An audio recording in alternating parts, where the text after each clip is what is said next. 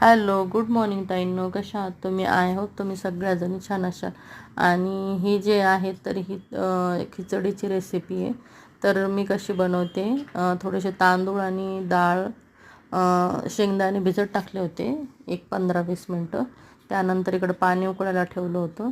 मग एका कुकरमध्ये 3-4 चमचे तेल टाकून त्याच्यामध्ये जिरं, मोहरी, कढीपत्ता, हिंग टाकून थोडं तडतडू दिलं. मग त्यानंतर कांदा, हिरवी मिरची, आणि हळद, लाल मिरची पावडर, अद्रक लसूण पेस्ट, टमॅटो हे सगळं टाकून फ्राय करून घेतलं. मग त्यानंतर भिजवलेले तांदूळ त्यात घातलेत आणि अशी छान 3 शिट्ट्या होऊ दिल्यात त्याच्या.